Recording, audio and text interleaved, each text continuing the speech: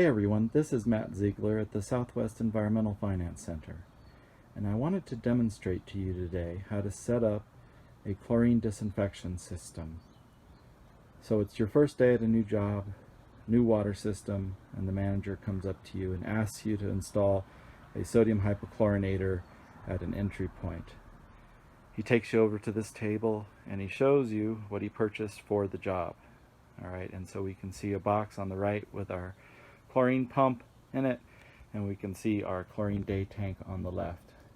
Now this is a pretty nice day tank because it's small, and for our small systems out there that don't use a lot of chlorine, it's good to have a small tank where chlorine doesn't sit for a long period of time. We don't like to have chlorine sit for more than a few months. And you can also see that it has a measure on it, so we can tell how much chlorine is in it and record that on our daily operational logs. And we can also see it's a nice top with a place where we can access to pour in more solution, and also you can see a place where our pump can be affixed, as well as where the suction lift tubing goes.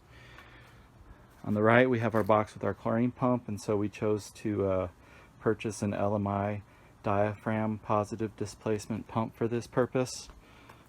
There's other types of pumps out there, like the Stenner peristaltic pump. Each one depends on how you're applying the pump, you know, which one you get, and also sometimes it's just a matter of preference. And so let's unbox, let's see what's in the box here. So we ordered this pump.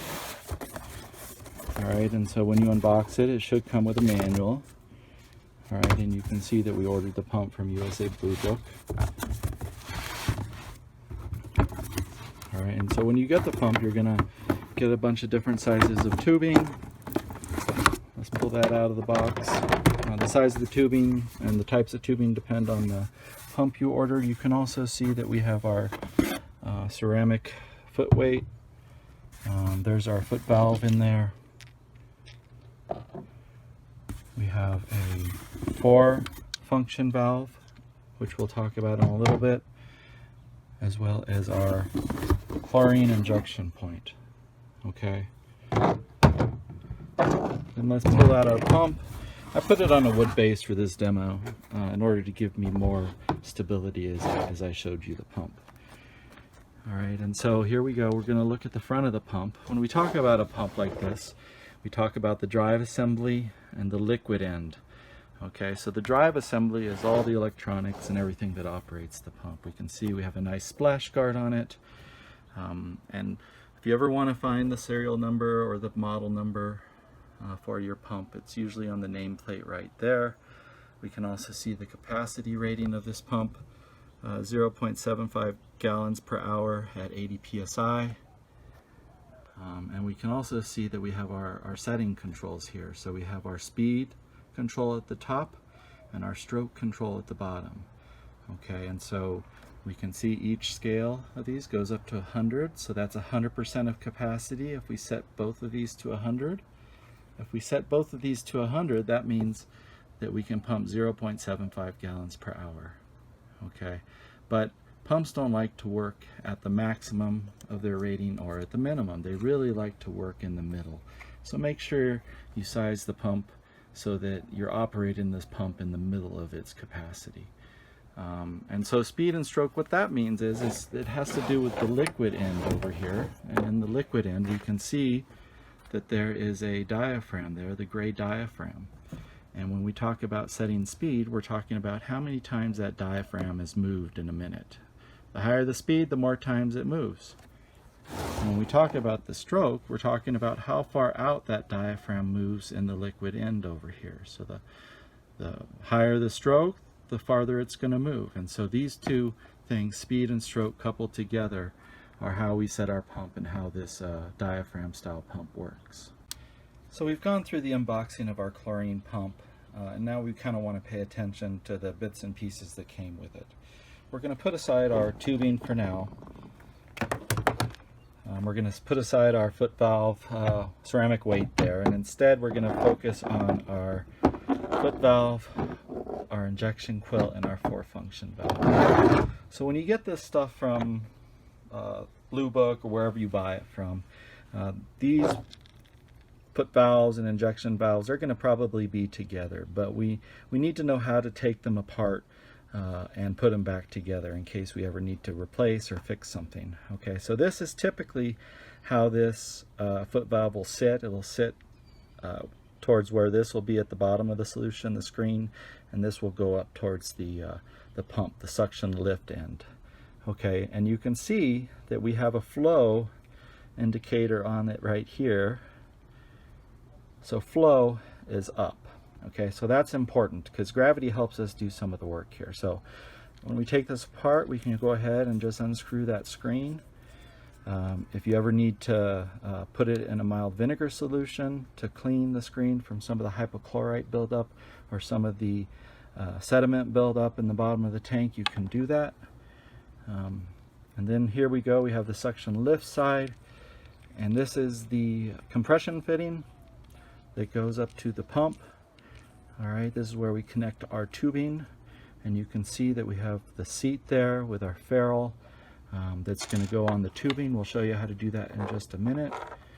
Okay, and then if we unscrew this seat here, we can see as we open it up that we have some stuff in there. Okay, we have a check ball here, a check valve, as well as a washer in here. Okay, so whenever we have a check valve associated with one of these pumps, it always is going to have a washer like that associated with it, and it's also going to have this check valve associated with it, and you can see that it has an O-ring as well that we can pull off.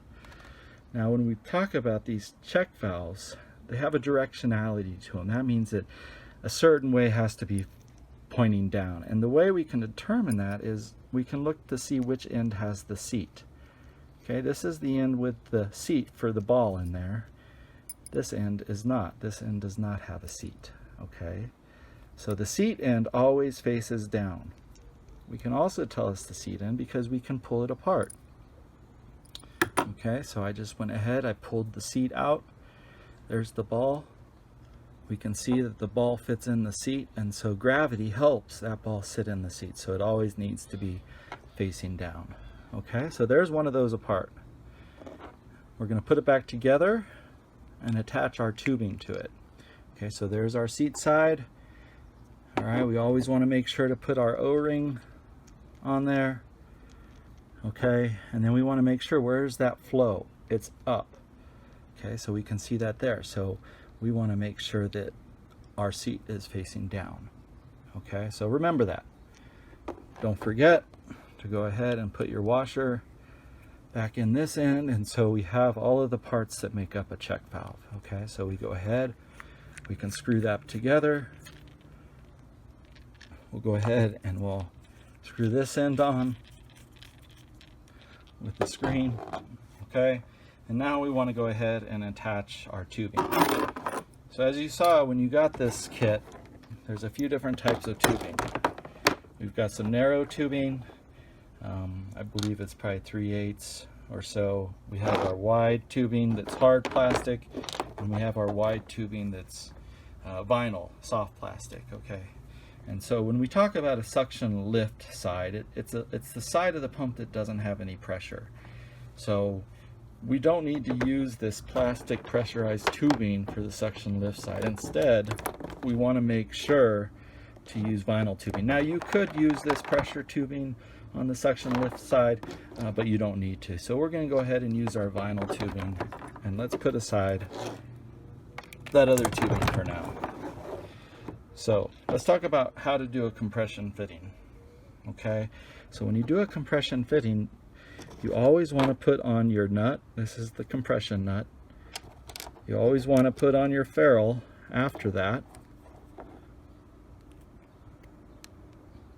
All right, and then what you want to do is you want to make sure to have a nice even cut here, not jagged or anything. You want to push that tubing over the seat, and then you want to go ahead, push that ferrule down on the seat and tighten it. Okay, that's a compression fitting. We don't need any Teflon tape or anything like that. Okay, so there. one thing I forgot that we didn't put on yet is associated with this foot valve is the ceramic weight. Again, you remember that little ball valve inside the foot valve, that has to remain in a vertical position so that it seats properly. And so what we want to do is we want to make sure to put that ceramic weight on the end of our tubing to help keep that vertical. All right, so that's the foot valve. Let's move on to our injection quill, and let's look at what comprises the injection quill. Okay, so here we have our duck bill on the end of our injection quill. We can take that off, replace it, clean it as needed. This stuff tends to clog a little bit with hypochlorite, so we want to make sure to keep it clean. Again, we can take off of our compression fitting here with our nut and our ferrule. Again, let's take the seat for that compression fitting off. All right, and all this is just hand tight. You don't want to over tighten it. And look, so we can look inside there and we can see that we have a washer and a ball check valve. Okay, just like our foot valve. Okay, so we want to go ahead. Let's pull that stuff apart. I'll use like my little screwdriver here to pull that washer out. And you can see this is a different type of check ball here in a check valve. Okay, it doesn't have an internal type of check. Instead, it's a spring-loaded check. Okay, so we can pull this out and we can see that it's spring-loaded. Okay, so this is to help keep it closed and provide that back pressure so we don't have water pushing back into the pump. Okay, you can see that we have our seat on this side with our O-ring that comes off.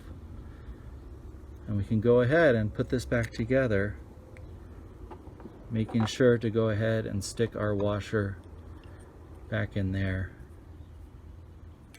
and go ahead and tightening it. Okay, so don't be afraid to put these, take these apart and figure out how to put them back together. Okay, so what we want to do now is we want to go ahead and install our tubing on the, this is going to be the pressure side of the pump. Okay, so we want to make sure to use pressure tubing here. All right, and again, with any type of compression fitting, you want to put your nut on here. You want to make sure that this is a nice clean cut here. Add your ferrule and then go ahead and seat it. Push your ferrule down over that and tighten it.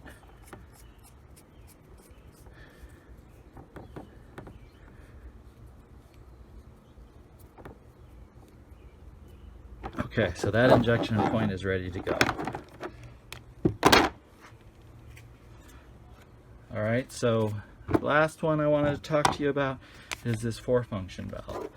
So this 4-function valve, you can see, let's undo it, you can see that it has its own check valve, all right, and a washer that's associated with it. Okay, so you can, again, you can pull these out as much as you want, and you can see how they're put together. Again, there's our seat. We want to make sure that that ball sits in the seat, so that has to be facing down right there so gravity can help us. We'll put that back together. We'll add our washer here, or our O-ring. We'll push our washer back into the 4-function valve. All right, so that's all ready to go onto our pump. So I'm going to go ahead and I'm going to pull the pump over here right now. And we're going to go ahead and screw this into it. So again, there's our seat, and we want to make sure that it's pointing down, and we can screw that right into our liquid head of the pump right there.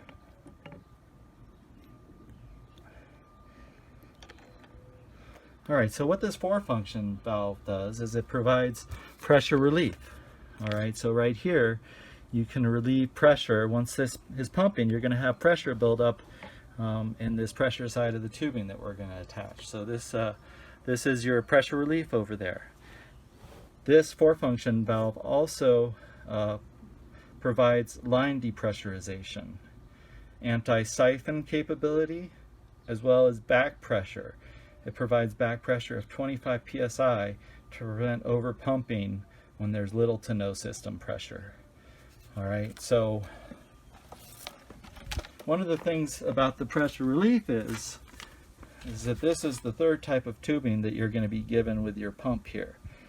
With pressure relief, okay, if this system over pressurizes, all right, what we want to do is we want to attach our tubing, and it has a seat inside the 4-function valve there, and this is the smaller diameter tubing,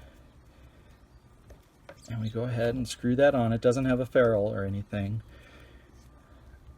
All right, and so this end we want to go back into our solution tank, but we don't want to submerge it. We want it to be above the maximum level of the solution. And so what happens is if this pressure side ever over pressurizes, it's going to push solution out through this tube back into the tank. If you ever need to depressurize the line, again, it's going to push any excess solution back into the tank. All right. So now what we want to do is we want to connect our foot valve to our chlorine pump. Before we begin, you can see that at the bottom of the liquid end of the pump here, we have a similar type of compression fitting to attach the tubing to. We also have a check ball in there. Right there, you can see it has an O-ring. You can see the foot of the valve is right there, so that part needs to be facing down. You can see that there is a washer in this end, okay? And so make sure all of that is correct. Typically, when you have problems with pumps like these, it has to do with, you know, the way the check balls in there are oriented. So if you have problems, that's where I would go back and look. So here, again, we're going to put our compression nut on, along with our ferrule. And then we're going to put that down in our solution. I'm using water right now because you really don't want to prime these pumps with chlorine for the first time. You want to get them going with some treated water. All right, so we're going to go ahead and get that compression fitting set.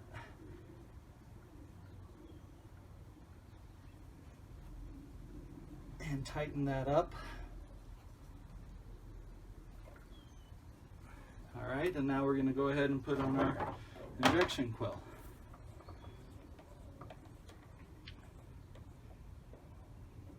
We're going to go ahead and take off that cap that came with it to keep it primed. And we're going to go ahead and put our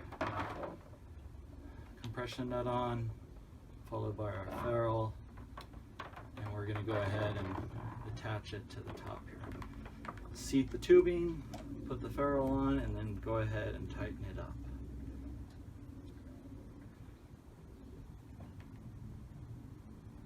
Okay, and we're ready to start priming the pump. All right, so our pump's all together, ready to prime it. You can see that we have our suction lift line and our foot valve in a bucket of treated water. We're using treated water here. We don't want to use raw water. We don't want to use chlorine solution when we prime it, okay? So always use water to prime it first. Another thing is when you prime, you want to make sure that your capacity on your pump set to maximum. And so here we have both speed and stroke set to 100. So we are at maximum capacity. We're going to go ahead. We're going to plug in our pump and we're going to hear it come on. And so you can hear that kind of hollow sound it's making right there. That means it's not pumping any water. When we come up to our liquid head here, you can see that there's nothing pumping. So one of the things we can do to try to get it primed is going ahead and opening up our bleed here, our pressure relief and our bleed valve here. So let me see if I can get that So again, I've opened that up and we can see that we're starting to get some solution coming up our lift line there. So we go ahead and we leave that valve open. There it is, if you guys can see that.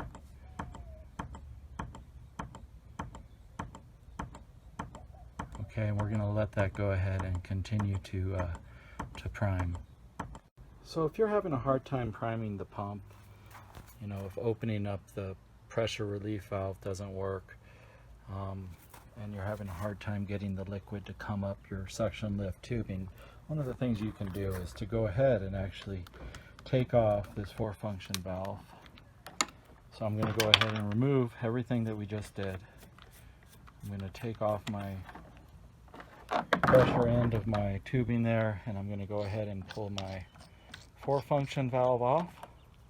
I'm going to pull out the check valve, and what I'm going to do is I'm going to go ahead and I'm going to pour some treated water in through my top and hope to fill it up. Alright, and what I'm going to do is I'm going to go ahead and let's plug in our pump so that we can start going ahead and getting that liquid end primed. Okay, so we want to add a little bit more water. We can hear the sound change. Okay, at this point I'm going to go ahead and I'm going to turn my pump off. I'm going to go ahead, put my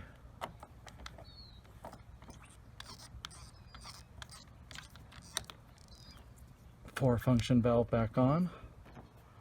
I'm going to go ahead and put all of my pieces back together.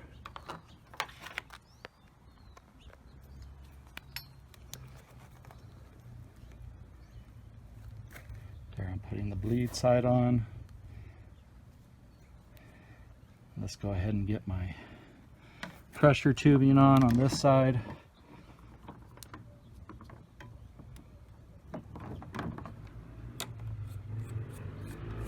Go ahead and screw that on. All right, I'm ready now to go ahead and start my pump up again. And let's see if it primes this time. We should hear a sound change.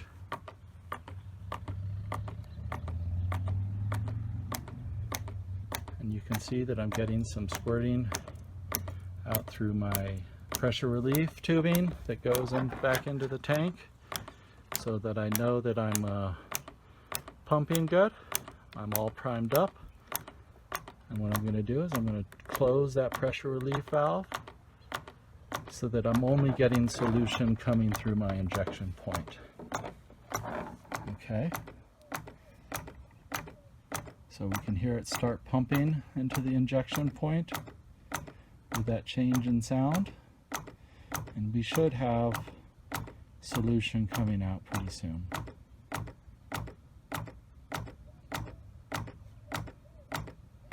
This is partly the reason you want to have it on high, on full power.